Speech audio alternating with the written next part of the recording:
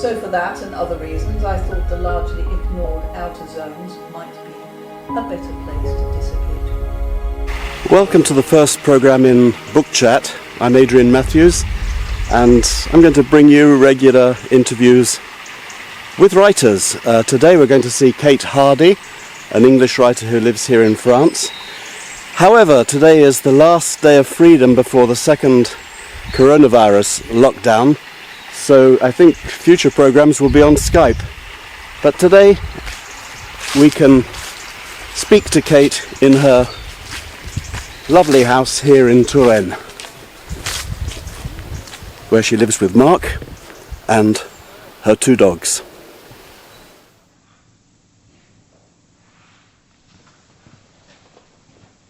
Here we are on Magira. This is Kate A. Hardy, the author of Londonia, published in 2020, this year, by Tartarus Press in the UK.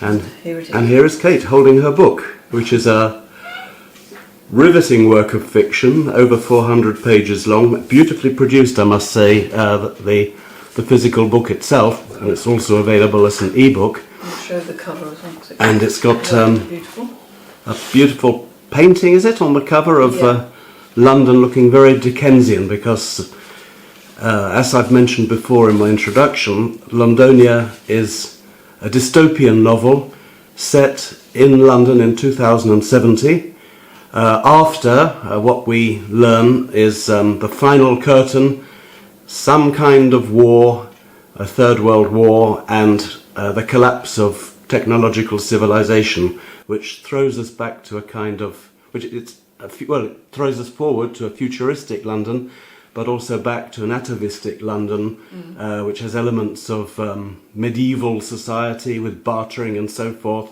In the middle of futuristic London there is the cincture, a walled area where the rich and decadent and fanciful live, while the strugglers live outside.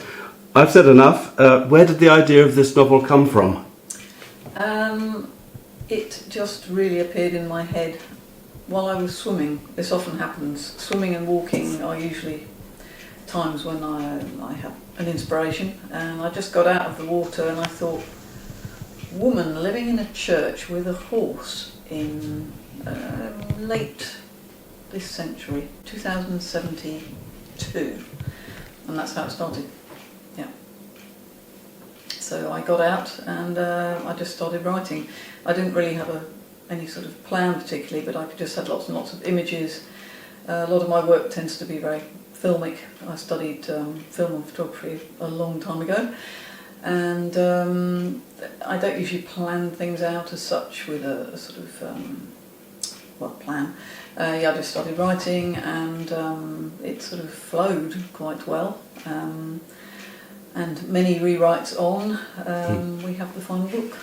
I must say it's very richly imagined. From the very first page, from the word go, you're plunged into a world that you really believe exists, and lots of questions arise, like what has happened, of course, what has happened to destroy the society we know and replace it with this backward, struggling society, but also, for example, why do people speak a slang that mixes in a lot of French words?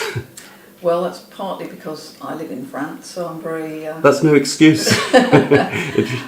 Severe flooding, massive flooding, and lots of migration. London is said to be, anyway, now, I think it's the sixth French city. So there's already a vast number of French people there who seem to absolutely love being there. Let's hope they don't get kicked out in next year.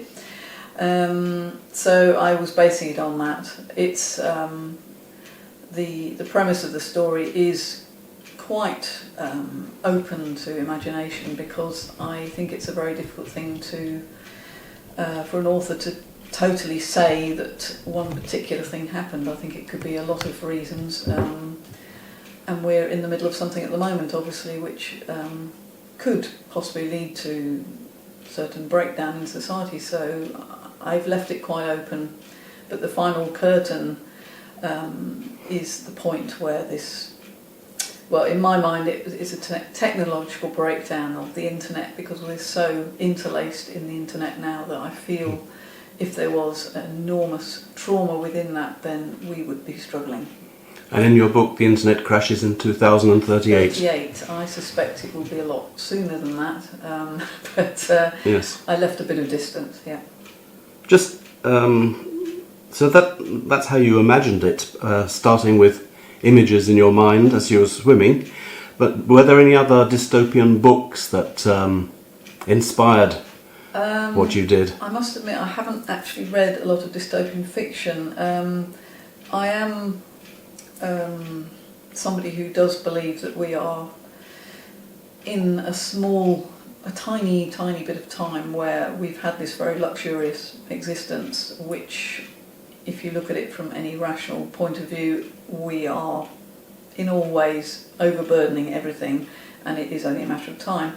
I was fascinated by 1984 when I was very young. I thought it was an incredible book, so there obviously are little bits in there. Yeah, that's not the dystopian work that came to my mind when I was reading your book. I thought I could hear echoes of, as I've told you before, I think Richard Jefferies' After London, maybe William Morris' News from Nowhere.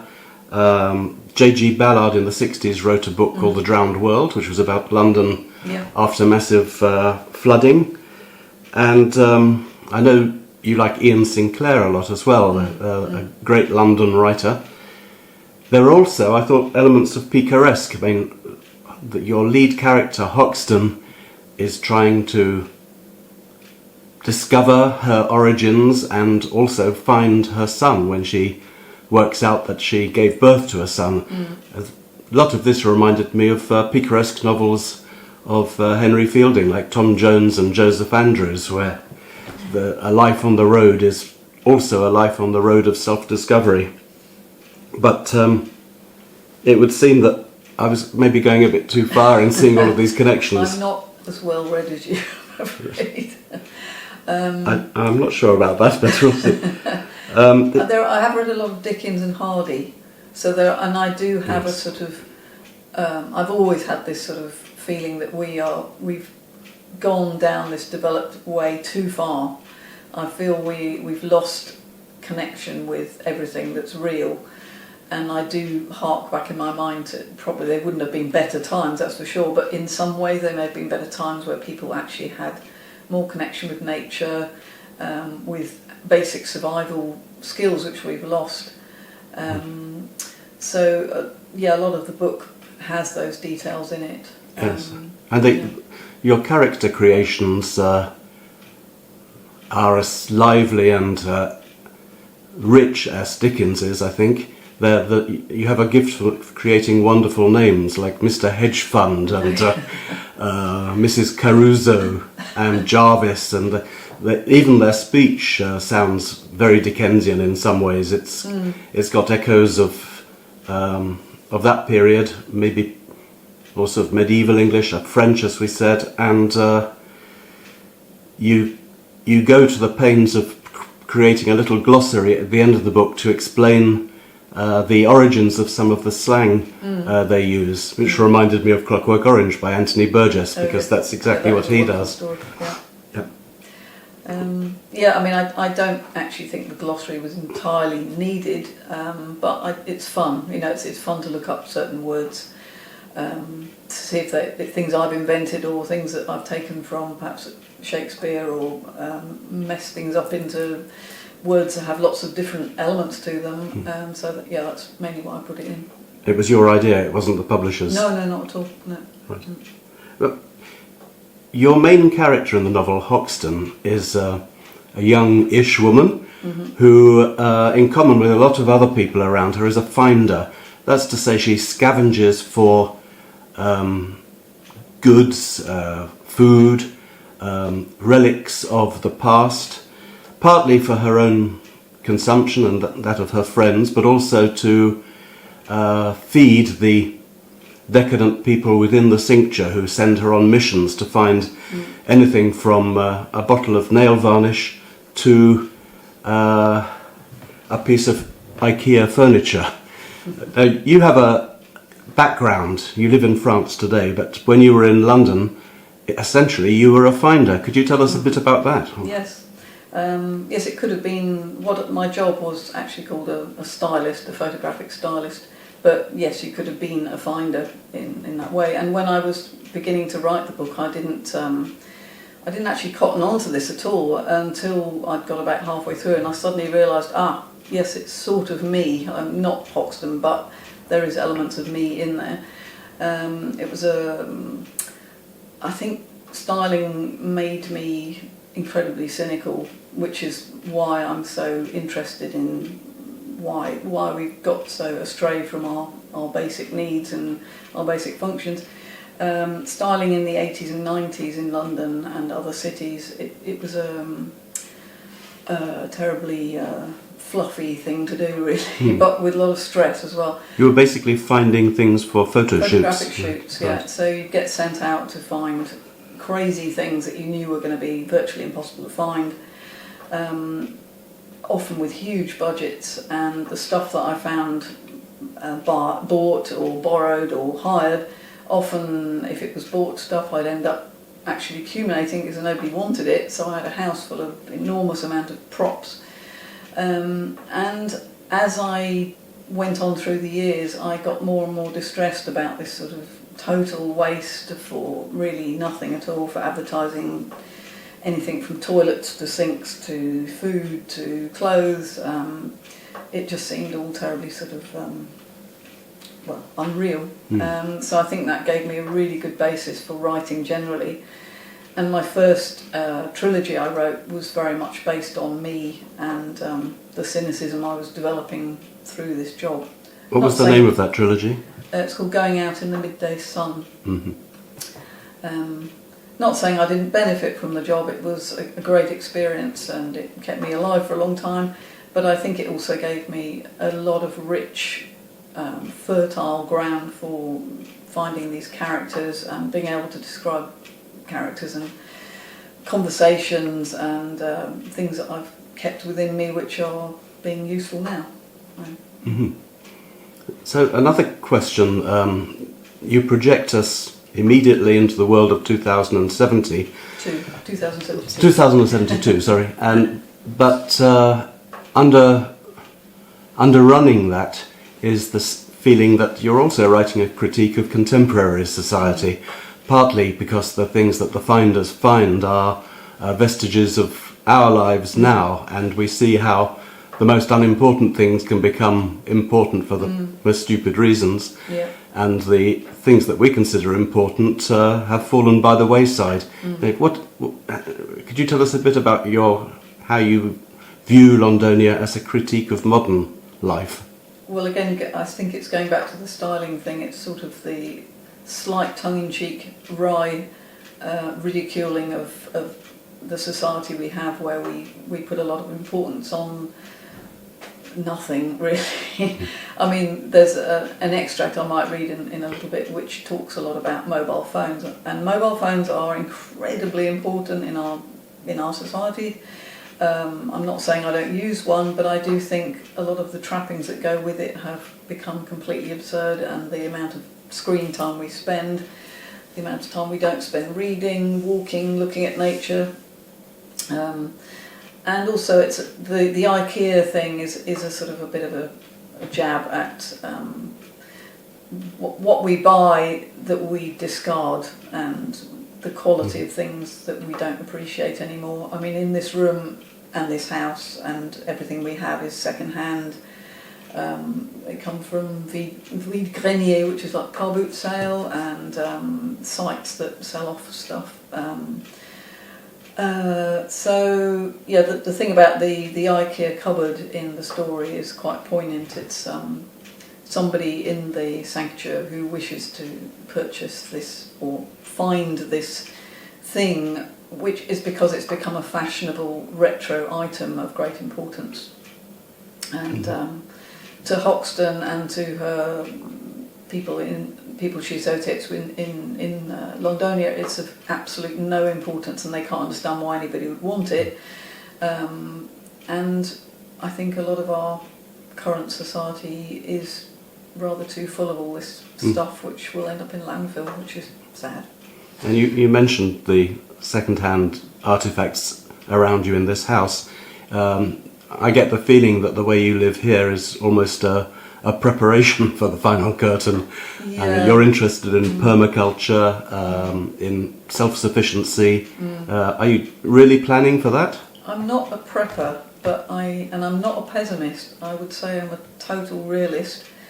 When we recently moved here from a small town down south of France, and I wanted a house where we had the possibility to grow things. It wasn't like a plan, but it just felt like a sort of gut feeling. And I know we're privileged to be able to live like this, and we're not in an apartment with a window box. But for me, it felt very, very important to have a garden where you could grow things, you could chop wood, you could use this wonderful fire we have for our only heating.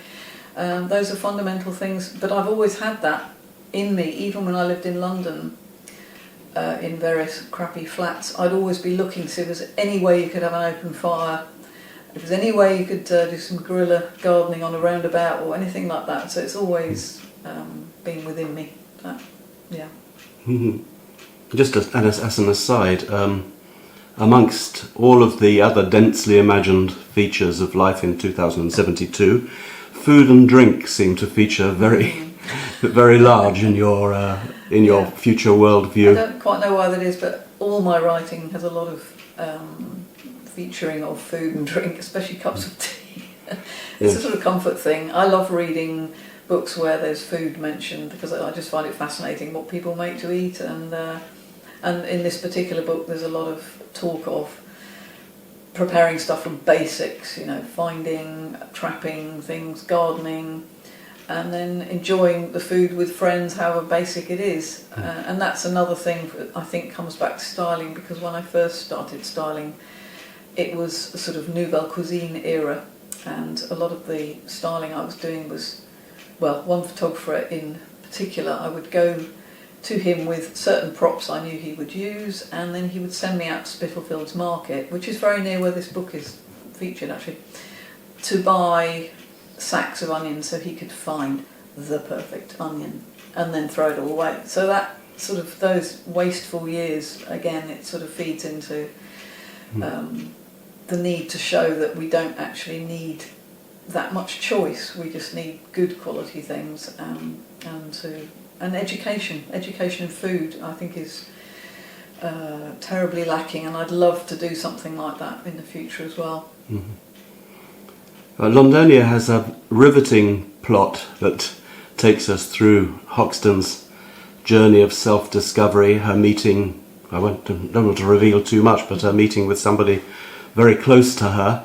At the same time, there are certain loose ends that are not tied up because there is a sequel, I believe. There is a sequel. Which hasn't been published yet, but is with the publishers. I'm not quite sure where it's got to at the moment, but it may or may not be published, but it's there. Waiting for somebody to find it. Yes. And prior to this book, you mentioned you wrote a trilogy. I think you also wrote children's fiction. Is that right? Yeah, I wrote a book which was published by Puffin in 2004, called Alfie Beastie Don't Eat That, and that was based on my son's strange period of life where he chose not to eat anything, and it was a sort of frustration which bore that book, which is, I'm still happy with that book. I've written quite a lot of things which I've self-published, short stories, but most of my work tends to be now set in the future, quite fantastical. The one I'm writing at the moment is called The Panto Horse End, which is about the afterlife, and it's so confusing I've got totally lost in it. Anyone who's interested in that can hear you reading an extract from the beginning on your website, isn't that right? There's a YouTube channel, on YouTube channel called Tales from the Vestry, and there is an extract of that on there. We should mention that that Mark, your husband, partner, is a composer, and that when you launched Londonia in London, he wrote a magnificent, almost 1 hour long piece of music. Actually, music does not seem to be the right word, because it's a kind of a soundscape. a soundscape, Yeah, yes, because yeah. we hear not only the sounds of musical instruments, but voices and horses and dogs and the clatter of this post-Dickensian London, and it brings the whole place to life. And this we can listen to on the internet as well. Yes, it's on. I think it's on his Bandcamp. I think.